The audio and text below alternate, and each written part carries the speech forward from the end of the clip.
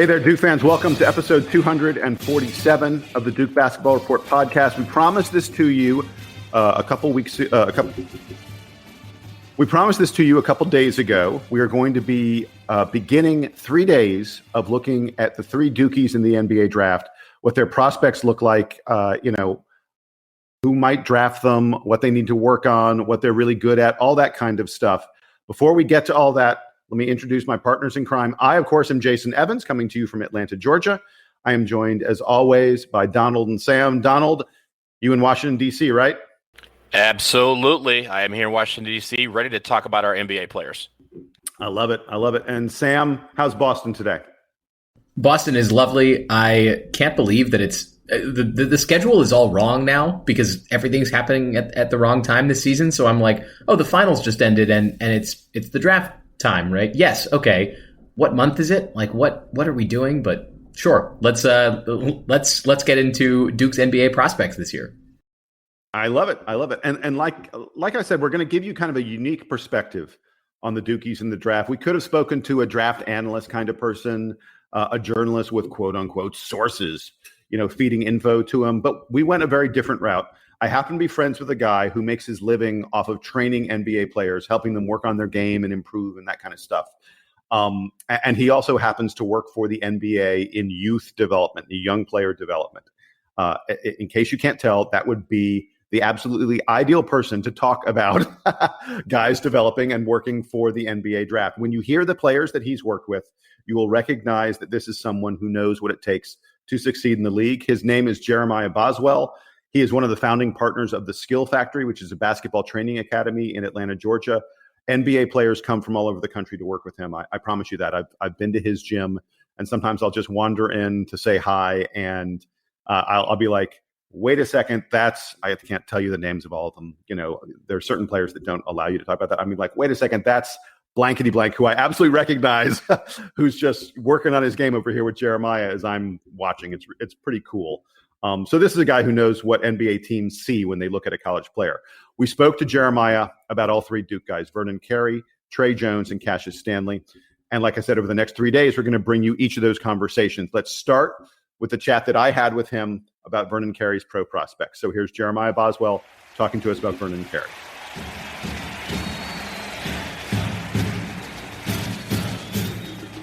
So Jeremiah, thanks a lot for joining us here on the Duke Basketball Report podcast. We really appreciate you lending your expertise. And before we get into talking about the Duke players in the draft, I want to I know that you are an expert at basketball, but I want to let the audience out there know who you are. Can you give me just a real quick background on your playing career and then what you're doing right now today? Sure. Yeah, I'm basically a basketball junkie, and thank you guys for having me on, first of all. But basketball guy, grew up in Jasper, Georgia, small town, but ended up being an all-state player at Pickens County High School. Went on and played in the Ivy League, Columbia University. Would have been nice to have been at Duke, but was at Columbia nonetheless. So played 4 years there, had a good time. Started actually interning for the NBA office while I was at Columbia. And then after graduating, I worked there for a year at the NBA office. Left to go play overseas and played overseas for 8 years, kind of during my off seasons and even during my time overseas. I was writing reports for Commissioner Stern and some fun stuff about, what the international basketball world was like. So always stayed connected to the NBA. And then when I came back, I retired from overseas at 30, and I started partnering with a friend of mine on the Skill Factory, in which I started training a lot of NBA players and pro players. So I was doing a lot of training, and then kind of got back involved with the NBA as a consultant. So kind of done a little bit of everything in the game. Obviously played for a while, but really enjoy kind of teaching and giving back too. And can you tell us I know that you have trained some NBA players, some names that we'd probably be very familiar with. I know you're training some guys in the current draft. Some guys are going to go pretty high in the draft, right? No, I've had a really fortunate run just because of some of the NBA connections I had. Very early on, James Harden came in. And so that was just kind of a spark plug for everything. So anytime he passes through Atlanta now, we'll get in the gym, and that was great. But yes, just most recently, Denny Advia, I may have said his last name a little wrong, but who should be a top 5-7 pick this year, and Teo Maladon have both been in recently. He should be a top 25-ish, depending on where it all falls, from France. But worked with several Duke guys. I had Wendell Carter Jr. from the time he was probably 15 all the way through. Even Dante Jones way back. Just spent some time maybe 2 weeks ago with Rodney Hood coming back off of his injury. So several guys, even spent some time with Jamin Brakefield, who's incoming. So love the Duke guys, love the culture, love being able to get there and spend some time there as well. So great staff, good people, always good kids. Well, I will say, Jeremiah, that the fact that you went to Columbia, you said you wish maybe you could have ended at Duke, but you paved the way for Patrick Tapay to end up at Duke. So we thank you for that. Yeah, you're welcome. My grandmother went to Duke, and so I grew up going to the camps and just being a big Duke fan. And so wasn't quite talented enough, I guess, to get Coach K's attention, but nonetheless, like you said, I paved the way maybe. And by the way, most importantly, Jeremiah coached one of my sons at basketball many, many years ago. I think he was in 8th grade or something like that. Yeah. He was our shooter. Come off the bench and knock him down. Thank you. You're very kind. He got that from his mother, not his father, I assure you. In any event, all right, so let's turn to the reason we brought you on here. And I want to let's talk about Vernon Carey. Because to me, it was a little surprising that I'm looking at these mock drafts and it looks like, maybe late first round, but some people are even saying second round for Vernon Carey. We're talking about the guy who was pretty much the consensus freshman of the year in college basketball, borderline All-American, maybe second team, third team All-American. What is it that you see when you look at Vernon Carey's game that maybe worked in college, but maybe won't work in the NBA? I mean, why is this guy not in the lottery conversation? Yeah, the game is so different in college, and I think that's why you see some people who are just like avid college fans, or like I don't like the NBA, or vice versa. Like I really appreciate the pro game, but I'm not as into college. They're just really two different styles. There's different rule sets, different spacing. It all impacts the way the game is played, and I think Vernon, you look at him on both sides of the floor, and it's kind of question marks at the NBA level, right? At Duke, you're able to see his size, his strength, his footwork, his ability, to use both hands in the lane. So you get to see that. Whereas at the NBA level, you look at him offensively, and the NBA is about trends, right? And right now, it's spacing the floor and small ball. And so, defensively, can he defend a pick and roll without it being drop coverage, which means he's just sitting and waiting, which puts the defense, at a little disadvantage. So who can he defend? How can he defend? Can he defend a pick and roll? And then offensively, on the flip side, can he stretch the floor? And I think he's shown some signs of being able to shoot the ball a little bit, but still, at the NBA line, we're stepping back even further, and just I think there's a lot of question marks there. So his game may not translate perfectly to the NBA, but I think, somebody will give him a chance. What do you think are his strengths? I mean, you discussed his weaknesses. If you're an NBA team, every draft pick is valuable. Someone, as you say, is going to use a draft pick on him. What is it that they think they're getting for that? Well, I think it's a solid big, right? Like he's solid. He's going to rebound. He's going to use some strength and finish around the basket. You might be able to put him in situations where, teams are switching, right? And so if they put a small guard on him in a switch situation, he's going to be able to finish and score, where a lot of guys are trying to stretch the floor and you miss a couple of shots and then you've lost your value. So he can score in the paint, right? There's no question there. Good footwork and strong. So, and he's a good player. He's kind of a known name for a while now, right? Like he was known in high school. He's known in Duke. So I think scouts have a pretty good pulse on him. But there's just some question marks, like, will he extend his range? You look at maybe like an Al Horford guy, right? Like every year of his career, you could see his game growing and developing. And now he's a pick and pop 5, right? And just shooting a bunch of threes. And I think, not to say that's a good comparison for Vernon, but you're going to want to see that potential for him to develop that way. Are you aware of, is there anything about his measurables, perhaps, length of arms and length of body? You talked a little about his size, both as a plus in terms of, scoring in the paint, but as a minus, maybe in terms of having the quickness. Is there anything about his physique that you think, like if you were training him, what would you want to work on? I've never seen him in person. I think particularly for this draft is going to be a disadvantage for a lot of teams because they're used to being able to bring a guy in, see him in person, let him compete, do some stuff that they like and really evaluate, and they don't get that opportunity. I would like to see how efficiently he moves. So you look at a guy like Wendell Carter, he may not be the quickest of feet, but he moves really efficiently. So that means he covers a lot of ground off every stride. He's not wasting steps, and that allows him to kind of make up for some of those lateral quickness questions. And I don't know, how efficiently Vernon moves. So I think that's a question. His reach, his wingspan doesn't jump off the charts. His ability to, contest the rim and elevate, that doesn't jump off the charts really. So I don't know that his measurables really would help him in a meaningful way. Okay, let me put you on the spot. You're an NBA GM. Let's say you're drafting 25th. Is he someone pretty high up on your chart, or do you think you're probably going elsewhere? Obviously, you need to know who else is around, but yeah, I'm giving you like an over under kind of thing. So it depends on the organization. Like it really does. There's so many teams. Like was talking to somebody recently, and they were talking about how Boston they don't want any youth right now. Like they don't want to bring in young guys, so they may be trying to move draft picks and get rid of them. Certain teams aren't used to having a traditional big, and so he wouldn't even make sense for them to evaluate, right?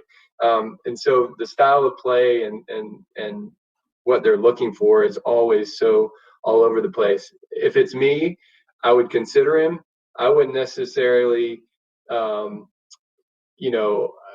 think of him as a late first round pick because that's guaranteeing money on him. Depending on my situation and who I have in free agency and all, I might say, you know what, if I've got pick 32 and I have pick 19, I'm going to wait and see if he's there at 32 because I don't have to guarantee him anything. We can use some time in the G League or whatever. Each team is so different, so unique that it's hard to know what they're thinking. I would look at him definitely in that 25 range, but I don't want to speak for anybody else that's in 25 at 20. I gotcha. Well, great. Thanks a lot for the conversation about Vernon. Absolutely.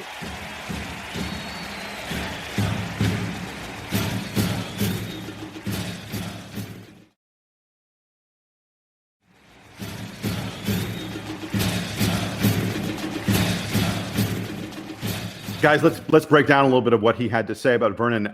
It was interesting to me. I feel like Jeremiah was pretty reluctant to give Vernon a first round draft contract, to give him a guaranteed. He talked about if you're a first rounder, you get a guaranteed contract that generally lasts for 3 or 4 years, depending on how well you're playing and the such like that.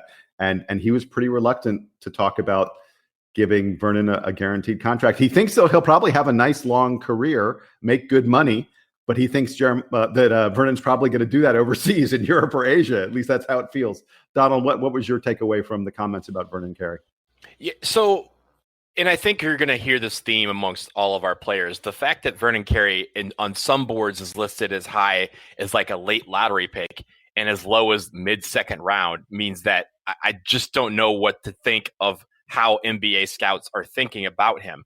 I will say this from my perspective, and really Jeremiah highlighted a lot of this. His game at the college level doesn't necessarily translate to today's NBA, and the fact that he is a 6'10" center, so he's undersized.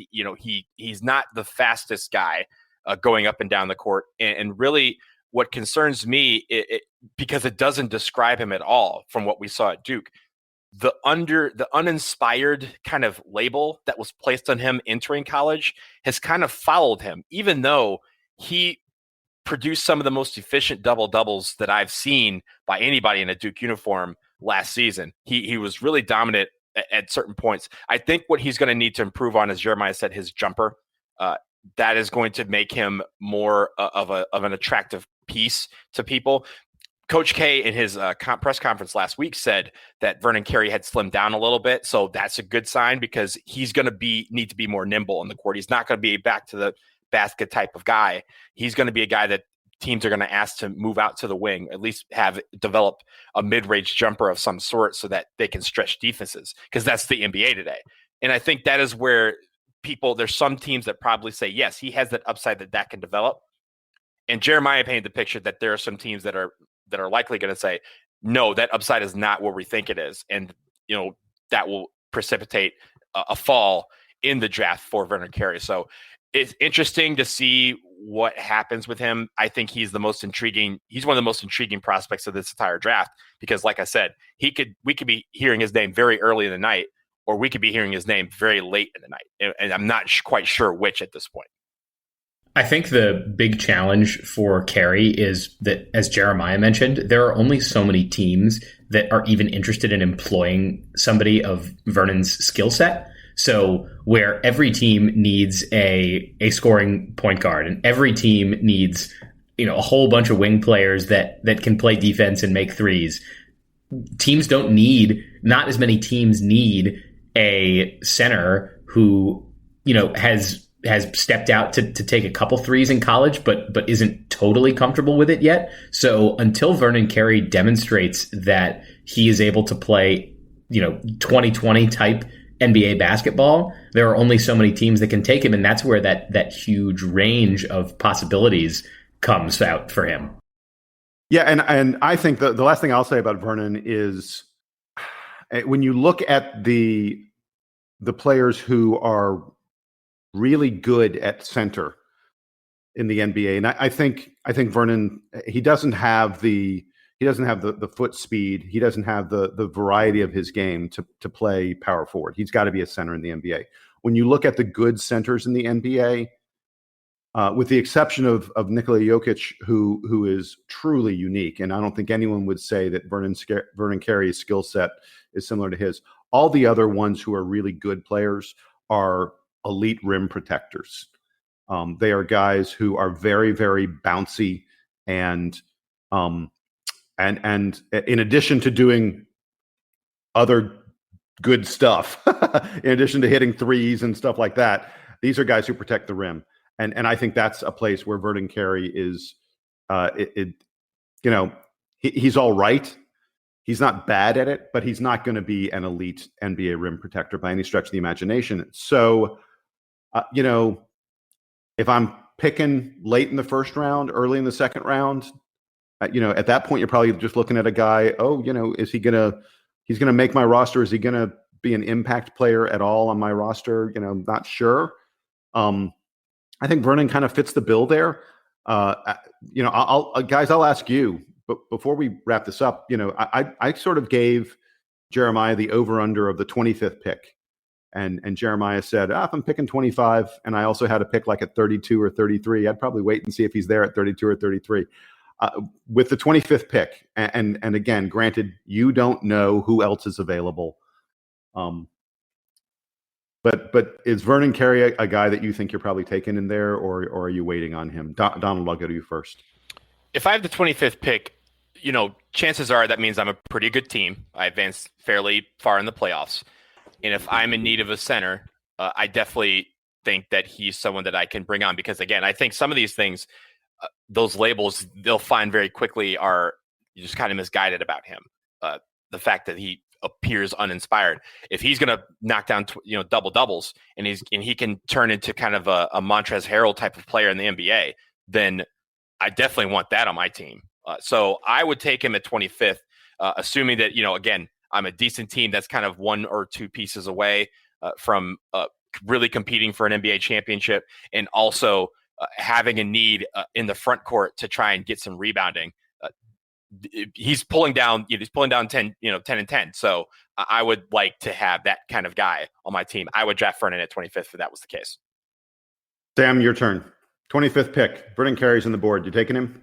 I understand why he could fall lower than that because of the limitations to his game and how he's not a great fit in the modern NBA. But I think a lot of the intangibles that Jeremiah talked about eventually become slightly more important than the specific skill set. And, at the 25th pick, you're not drafting a future franchise player. You're drafting a guy who needs to fit in. And Vernon Carey seems like a guy that fits in. So I still feel confident that he's a first round pick, but I understand why he could slip into the second.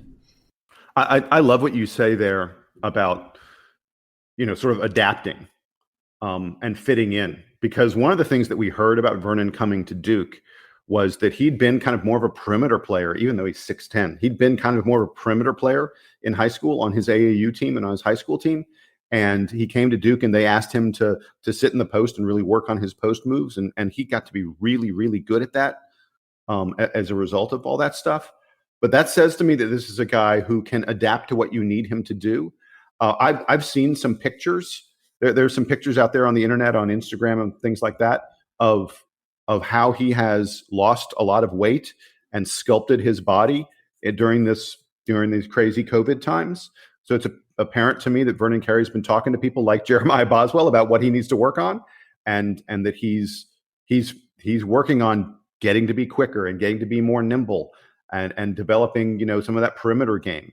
And so I'm saying if I got the 25th pick, if you're talking to me about a guy who knows how to adapt to what my team needs, and a guy who's willing to really put in a lot of work in the weight room, and a guy who was so successful when he adapted at Duke, I think 25th pick, I'd take that. I'm a fan of Vernon at number 25 if he's there on the board. So that's going to wrap it up for us here on episode 247 of the Duke Basketball Report podcast. Like I said, this is the first of 3 episodes on the 3 Dukies in the NBA. Tomorrow, depending on when you're listening to this, tomorrow we will have an episode on Cassius Stanley, and the day after that, an episode on Trey Jones. Until then, I am Jason Evans. Donald Wine and Sam Klein joined me. We will be back in your inbox very, very soon with more Dukies and the NBA draft. Until then, here's the Duke Band to take us home.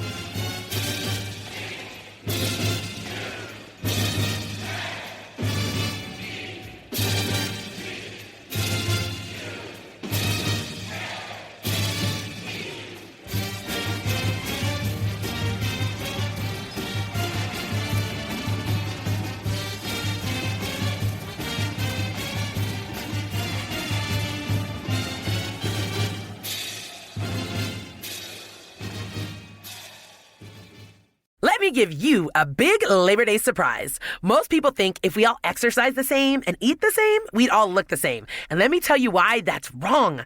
Your body is unique and your metabolism is unique. I'm Lacey Green and I'm a super trainer at Body. That's BODI.com. And you can't see me, but I don't look like your average personal trainer. I'm curvy and I'm proud of it. So I created a program for beginners only on the Body app to show people like us how to get incredible results and be our version of happy and healthy. This isn't just workout videos. It's people like you and me. It's community. It's incredible trainers. It's easy to follow nutrition and mindset experts to help you reduce stress and just feel better. And you can get started with my new program called For Beginners Only. Now, here's the big surprise. If you go to body.com right now, that's BODI.com, not only can you get everything Body has to offer at 50% off with an annual membership, you'll also get an additional 20% off, but only during Labor Day weekend. Let's do this together. Go to body.com. That's body with an I.com.